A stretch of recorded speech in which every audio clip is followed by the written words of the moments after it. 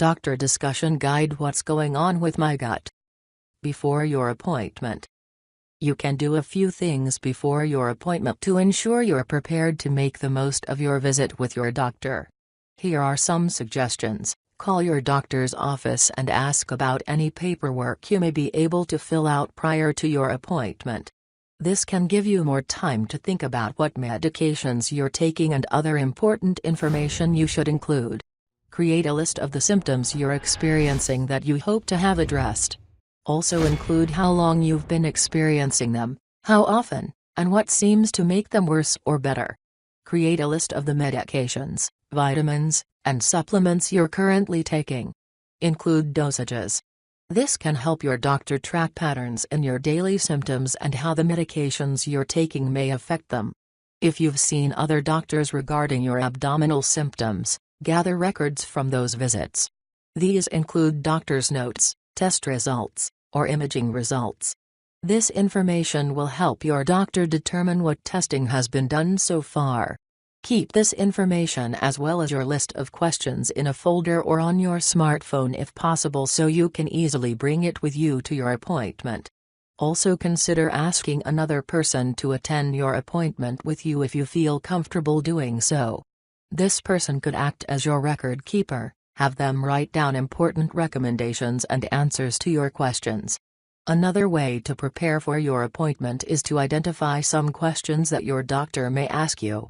By considering these questions in advance, you'll be better prepared to answer them at your doctor's office. Following are some examples. How would you describe your pain? Where specifically does your pain occur? What makes the pain worse? What makes it better?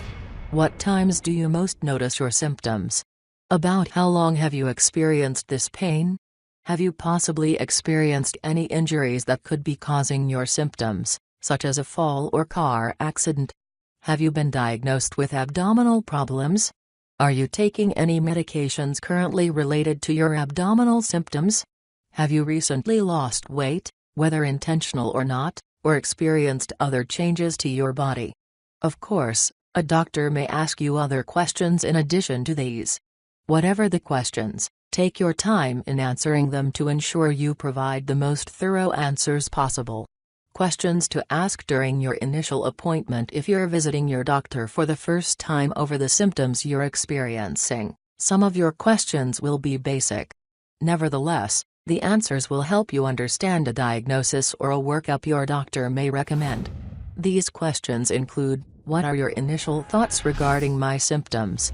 What kinds of conditions do you think my symptoms could mean? What are some of the tests you would recommend regarding these symptoms? How concerned should I be regarding these symptoms? Are there symptoms I may not have mentioned to you that could help you make a diagnosis? Some conditions can cause seemingly unrelated symptoms. For example, in the case of an MCT, a person may experience wheezing in addition to stomach upset. Questions to ask during follow-up appointments. It's possible that you could go to your doctor and not leave with a diagnosis after your initial visit. Instead, they may refer you to a specialist or make recommendations regarding diagnostic testing. These could include blood testing, imaging scans, or a scheduled procedure, such as a colonoscopy. In this case, it's important you understand the recommended testing or treatment. Here are several examples of questions you may need to ask to ensure you understand your doctor's recommendations. What do you think is most likely causing my stomach pain? Until my next appointment, are there restrictions I should follow? What do you think the outlook is for my current symptoms and condition? What are the reasons for the referral to a specialist?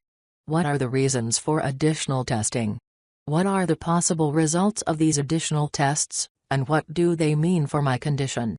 What are some symptoms that may indicate I need to call your office or seek emergency care?